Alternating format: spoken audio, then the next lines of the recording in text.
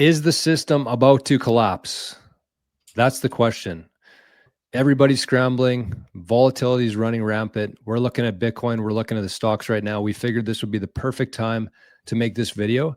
And keep in mind here that we're making this in the heat of the moment here. So it is purely speculation. We have no idea what's going to happen. I'm sure we'll look back and laugh at it, but we're just trying to make some sense of it right now. So I got Rajat, I got Forrest. We're going to talk things through here and hopefully make some sense of it. So where do we begin? Wow, what a great question. It's tough to focus on one aspect here, but I think we got to talk about treasuries. We need to talk about what's going on with yields, with bonds. I know bonds are typically a boring subject for people, but the bond yield started to go down with this tariff talk, and it's absolutely not even a V-shaped recovery. It's just an I-shaped recovery. It's straight up. It's straight up. Which indicates potentially two different scenarios, which we could get into. One scenario is that there's either a lot more supply being put onto the market, or there's, well, I guess that's it. But who is supplying it, right? Or there's a lack of demand would be the other one. But who is supplying it? Is it all of a sudden the Treasury Department is issuing tons more bonds? I don't think so. Is it maybe a foreign nation that holds a lot of treasury bonds? Are they selling into the market? Or potentially, is there a distressed seller, which would be maybe a bank, maybe a hedge fund, right? Because the treasuries is the capital underneath these capital holders. And when they become distressed, they're going to sell what they have. And for banks, the vast majority of their assets they have is debt. And a lot of that is government debt. So we kind of, it's again, what George said is totally right. We're speculating on what's happening here. We know something's happening. We don't know exactly what's happening, but we can relate this back into history. We can talk about potential things that we're seeing here. And again, yeah, the interest rate has, I think if you want to pull up Rajat's tweet here, that is probably a good place to start. And Rajat, if you want to go over what you've written here. Yeah, so the 10-year government bond, the 10-year treasury, the rate has gone up 17% from 3.87% to 4.52%. So we can see here, this is what it looks like. So this is the last almost 100 years, which is crazy. Wow. And then you see where this move over the last, actually, this is since June of 2020. So this is the last 5 years. You can see how big this change is. Yeah, it hasn't moved that much in the last actually since 1970 till probably 2015, maybe right here. It probably moved that much, and then there's this massive spike up. But then you also have to look at where it came from. It went from nearly 0 to 4.39%, and at one point it was, and this has happened really, really quickly. So if we look at how it's happened over the last couple of days, we can see the move of 17%. So it went from 3.87% or so all the way up to 4.52%, which, treasuries are supposed to be stable. Yeah. This is a massive move. So it's up 723% in the last 5 years. Wow. And it's just, people still think that treasury bonds are risk-free, but I don't think they quite understand what the risk here is. So the risk here is that anything that you put in treasury bonds could be worthless by the time you get paid back. So let's say you buy 10-year treasury bonds. You buy them today, and you're expecting a return of 4 or 5% over the next 10 years. And what happens is the US government starts borrowing a shitload of money. The Federal Reserve starts printing a ton of money. They start dumping it into the market. In 10 years, you're going to get paid back. That's a guarantee. But what's that going to be worth? What is it going to buy? I think that's the key here. Mm-hmm. When you look at what it's going to buy, you start seeing that there's a lot of risk here, a lot more risk than people think.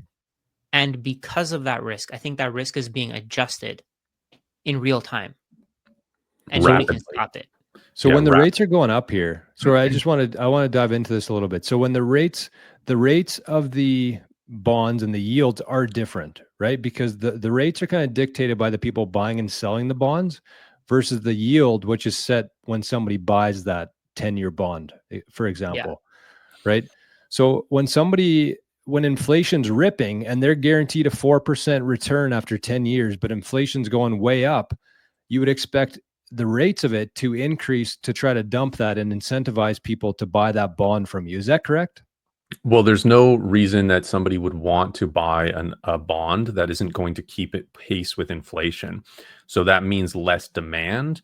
And because there's less demand, that means that if somebody still wants to sell, they're going to have to sell it at a lower price, which is that reverse correlation. So that Right. drives the yield up. And then it might actually cover inflation or be beyond inflation potentially. And you can actually see, maybe we want to pull up that first chart again, the one that showed the last 100 years. There was rampant inflation in the 70s, and that's why yields were that high, was because there was a lot of inflation going on, and they were trying to tackle inflation by the Fed raising rates. And so they were offering more money to buy the debt of the US.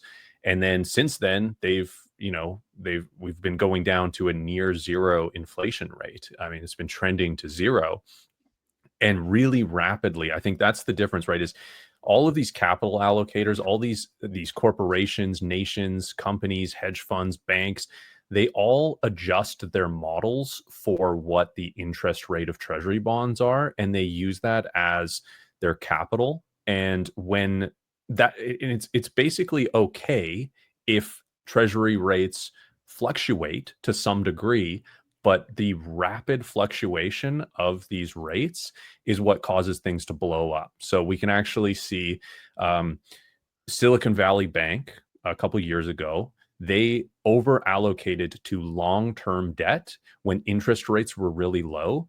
And they probably did that because they believed what Jerome Powell, the chairman of the Federal Reserve, was saying, that inflation was transitory, that we can keep interest rates low.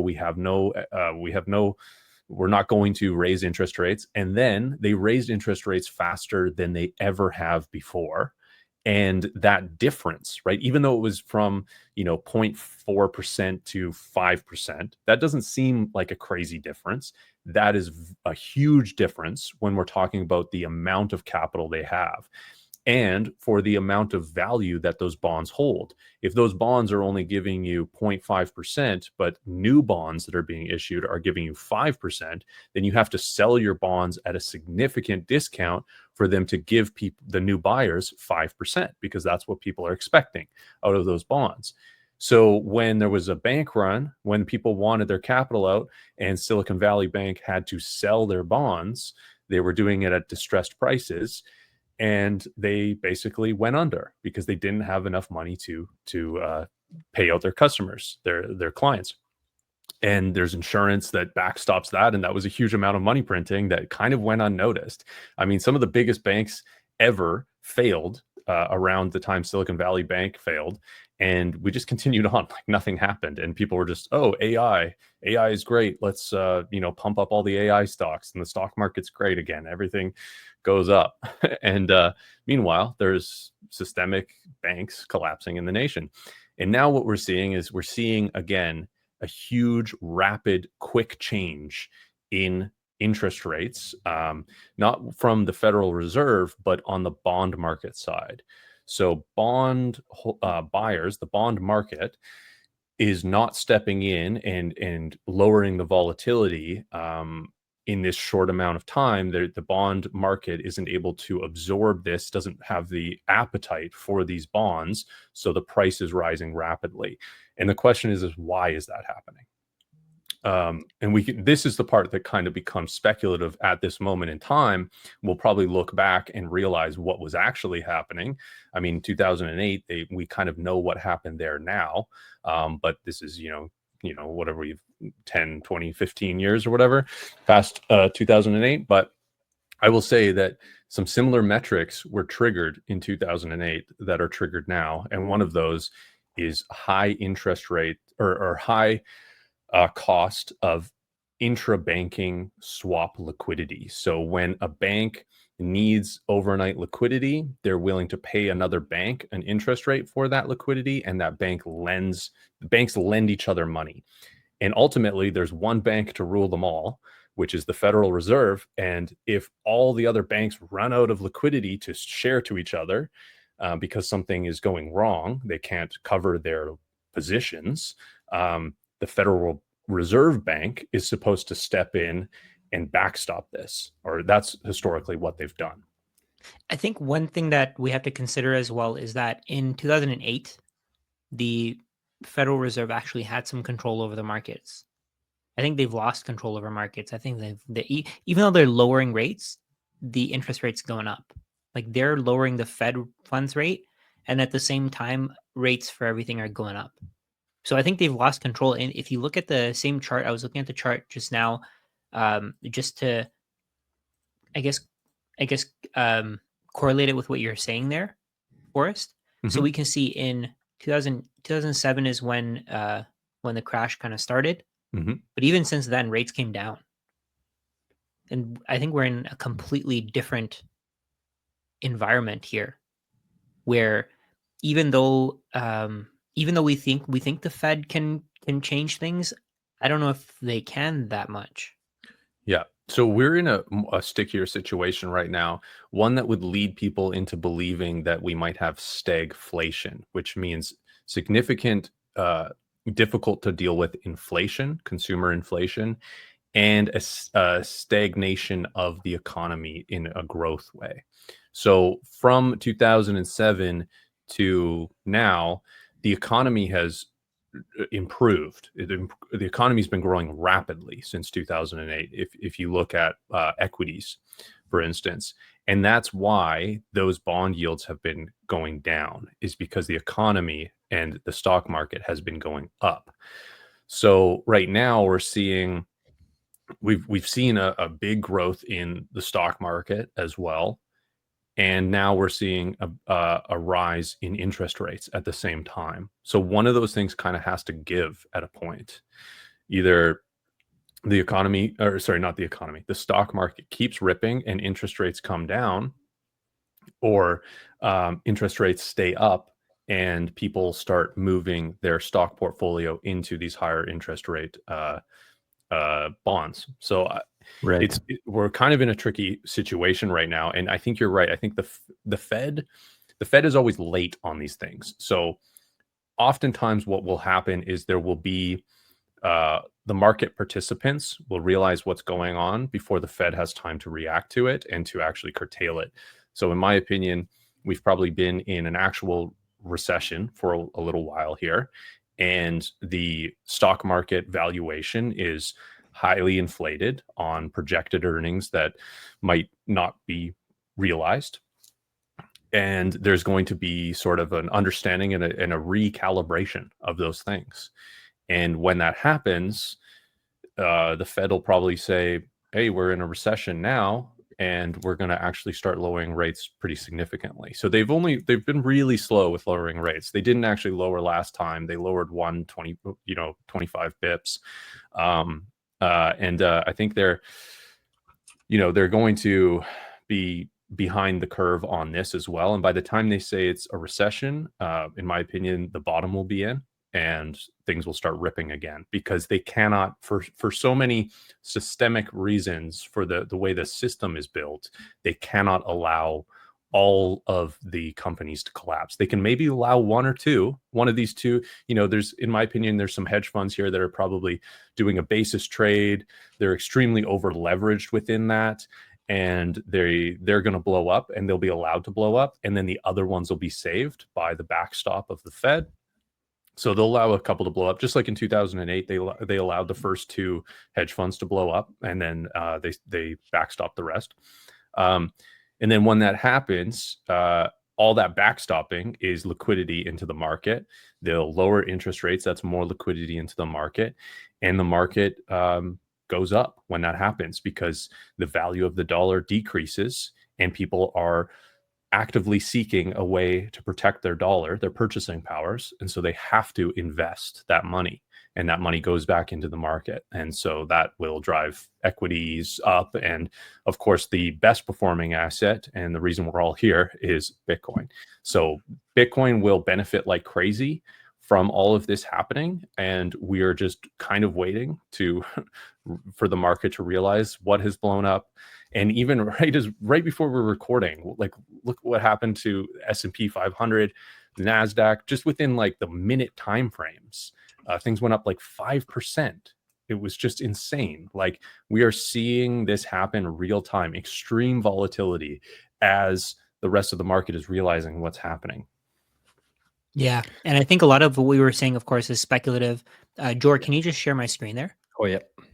So a lot of what we were saying is speculative, but I mean, I think you can see where things are going. I mean, we're seeing that rates were going down before, but we can see in just a very short period of time, Bitcoin went from 77,000 all the way to 82,000 within minutes.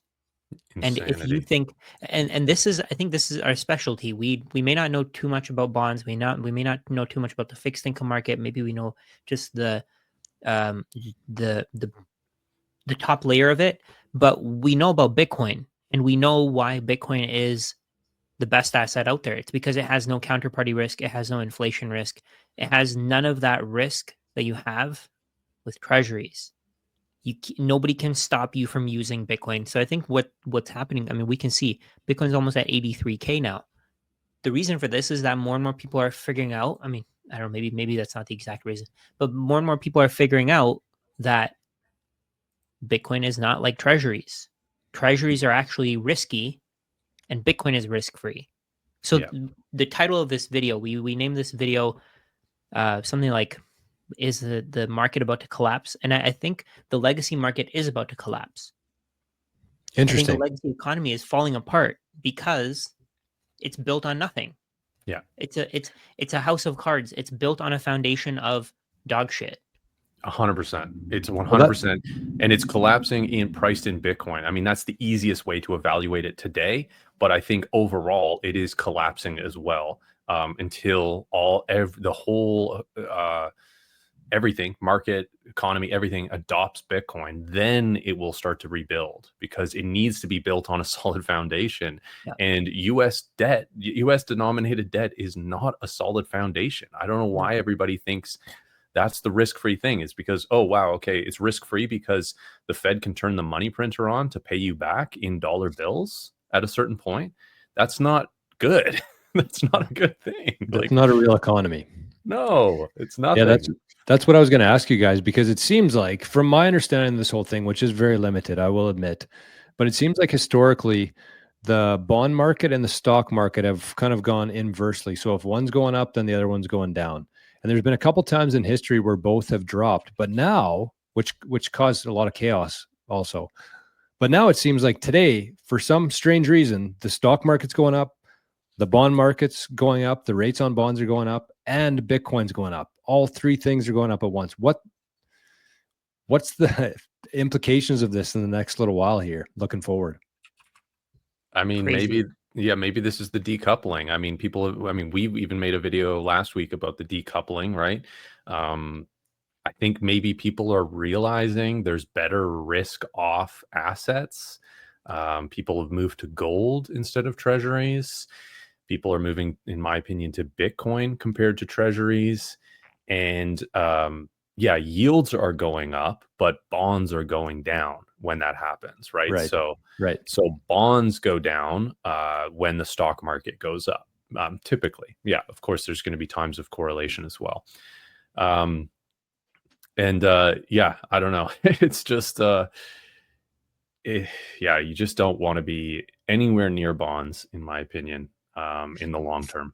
Theoretically, bonds are supposed to go down while stocks are going up, but we saw that bonds are going down while stocks are going down over the last few years. TLT, the 20-year, what's it called? The 20-year bond ETF is down like 50% over the last 5 years. Yeah, it's been a terrible trade. Terrible. And it just keeps going down, even though like the stock market did go up in that time, but even while the stock market was going down, it was still going down. Here's something interesting, boys. I remember hearing this, I think it was from Dylan LeClaire a couple of years ago, but he said there's only been 2 other times in history where both the stock market and the bond market have actually gone down at the same time, and both led to the US defaulting on its debt within 24 months of that happening. And Wow. I forget when that correlation was made, and you guys correct me if I'm wrong. I'm sure you will in the comments either way. But that's what I remember, is that there was two other times in history. I think one was in 1929 before they confiscated the gold, and the other was in 1969 before they took the US off the gold standard. In both of those instances, the bond market and the stock market were both crashing in correlation, which led to the US defaulting on its debt. So I don't know if we're outside of that timeline yet or not, but it seems like basically what I'm gathering from this whole conversation is that with all of this, something has to give, whether it's the stock market, the bond market, or Bitcoin. But something has to give here. Is that accurate? It seems that way, and it might have a big enough impact to affect like the Treasury bond market. I mean, we'll see. And this is all really short-term price action, so we will see pretty soon. Right. But it could just be maybe a little bit more contained than a total default. And those defaults that you mentioned too are like arguably defaults. I 100% think they are, because it's basically admitting that their money has no value, or that they need a bunch of gold that they don't have and confiscate it from individuals and make it illegal for like 40 years, which is crazy to own gold. But yeah, so we'll kind of see how contained this explosion ends up being, if it has a contagion effect, if it gets contained. I don't know. We'll see. It's really hard to predict all of that. Of course, it's hard to predict anything that happens in the market, but there's definitely something going on. I mean, that's for sure.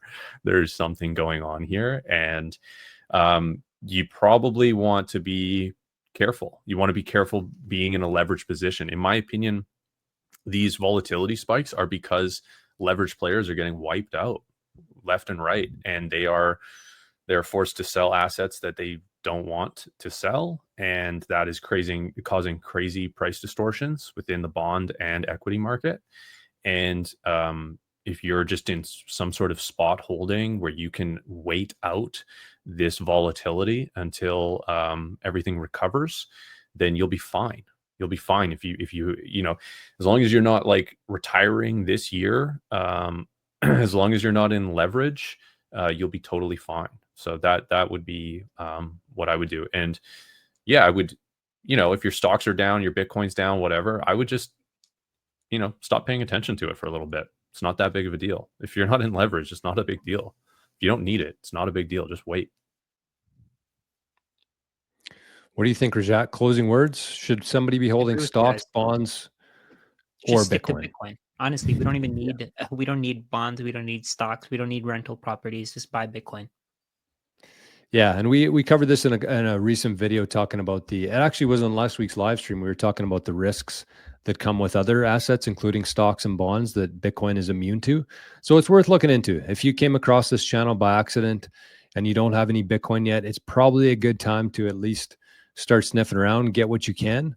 And when you're holding Bitcoin right now, the nice thing about Bitcoin is that any amount that you buy and you send to your Bitcoin wallet, all of this noise, all of this volatility, all of this collapse, anything could happen, and you're going to have the exact same amount of Satoshis when all is said and done. And that's in very uncertain times. You want some certainty, and having that same amount of Bitcoin in your wallet, regardless of what's going on, I think is the best play for anybody here. So thank you once again, fellas. Again, if you feel like supporting the channel, if you learned anything from this, I did personally, but you can send some sats over to the QR code right beside Rajat's head there.